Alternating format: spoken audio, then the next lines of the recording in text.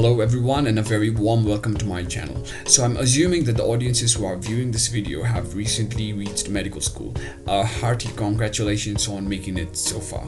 So in this video I'll be talking about the first year books that you should be reading in your first year.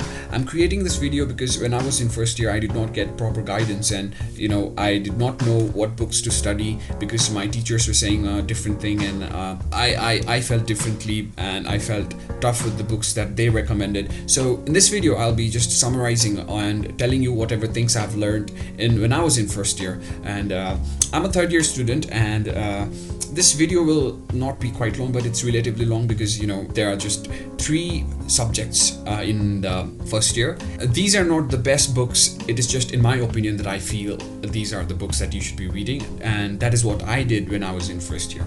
So firstly, there are 2 types of books I would like to say. The one is the standard books, that is usually by foreign authors, and these books are the books that the college recommends and you should be reading this.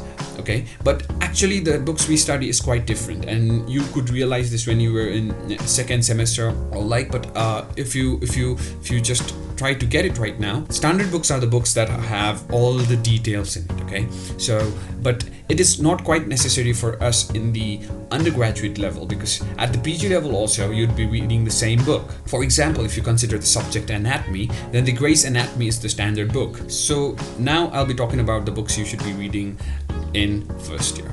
So you have 3 subjects in first year. The first subject is anatomy, which is quite a different subject because it's like you're learning new alphabets for the body, studying the system. You should know the terms. So it is a quite difficult subject, and for this there are 2 books. Firstly, it's the Gray's Anatomy, which I do not recommend you to read, but still if you want you can. It's a quite big book. And then there's this another book which is quite famously followed by everyone, which is called as BD Chaurasia. It has 4 different volumes comprising of the different parts of the body, like it is divided into head and neck and the lower and upper limbs, abdomen. It is divided in such a way, and it is very illustrative and very easy to read when compared to Gray's Anatomy. But still, if you're interested in certain systems more, you could go in detail and read about it in the Gray's Anatomy.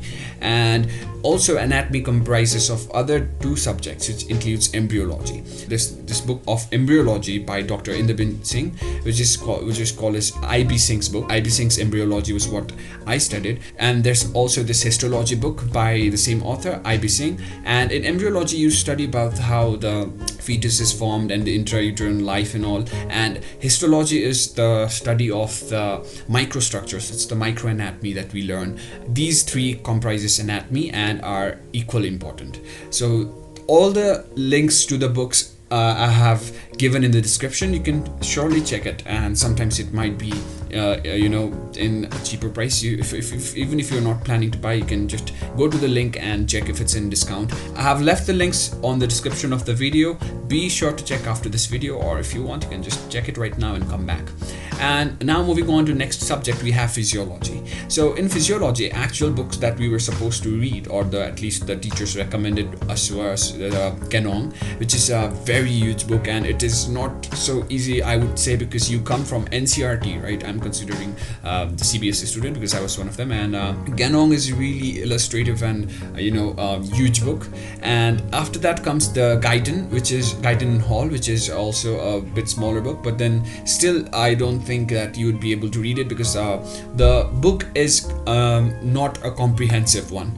And the next book, which is by Dr. A.K. Jain, is the book that we all read. It is given in a very easy format, like a bulleted lists, and actually how teachers expect you to write the answers. It's given in that way. So it's really easy to read the book by Dr. A.K. Jain, and that is what we followed, and it has all the important things that we are supposed to read, except for some topics which I think you'll be able to get it when you interact with your seniors, and they will tell you certain topics which you should read from the standard books like Genong and Guyton.